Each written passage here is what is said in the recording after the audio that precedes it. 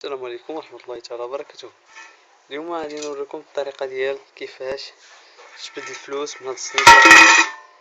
جبد الفلوس من هاد الصندوق كاينه فيها شي 4 دراهم مغربية هكاك. غادي نحاولوا نجبدوا الفلوس من هاد الصندوق بدون تقبيها او شرقها بالحديد او ضربها بطريقة سليمة وتبقى الصندوق سليمة جدا. المعدات اللي خاصنا هي واحد الجنوية صافي، جنوية شوية ديال خفة اليد، مقص موس حاد يكون رقيق، من الافضل يكون طويل، هذا الراس يكون طويل يكون رقيق. انا غادي نوريكم بحالاش الا بغيتو تجبدوا الفلوس منها. هقبط لينا الكاميرا. السلام عليكم. اول حاجه كديروا بحالها في الماء يا صاحبي، كنهبطوا الفلوس بحال هكا. هاد الفلوس كنميلوها هاك باش تجي هاد القنيطه وكنحشو الموس هكا. دابا الفلوس كاينه في هاد البلاصه هادي، خصنا نديرو بحالها. الطريقه شنو هي؟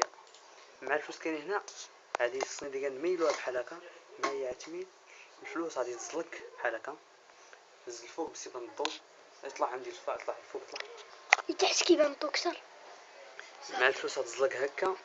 الموس كاين هنايا، يعني فاش يطيح تلاقى مع الموس غتكون واقفه مسنده على هادي مسنده على الزاويه قائمه. غادي نميلو الموس هكا شويه وغادي نتكو الصندوق بحالها باش طيح، غنرجعو الموس بحال هكا باش طيح. كيف فهمتوا؟ غنوريكم الطريقه بحال هكا.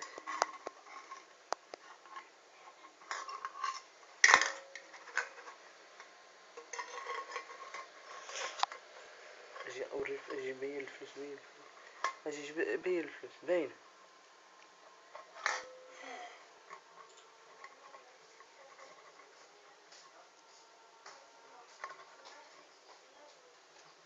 كنميلوها بحال هكا باش طيح لاصقه. ها هي، شوف بحال جبدات. درهم ولا ماشي درهم؟ درهم. ها هي مازال كاين، مازال كاين حتى. كنديرو بحال هكا. ولكن الصناديقه كتبقى في امان. اشرح لهم بقى هضر. شنو نشرح لهم؟ ما كتخسر ما كتجرح ما والو، شويه ديال خفه اليد وداكشي يدوز مزيان.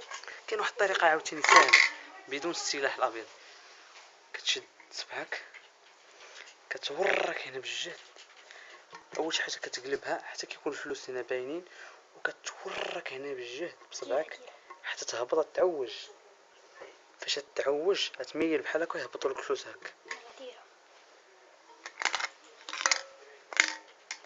الدرهم لا باقي اكثر.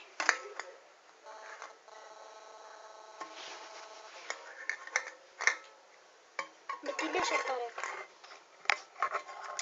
ديك الطريقه ديال التعواج ما بغيناش نتعوج. التعوج ترجع ما ترجعش من قد كيف الاول.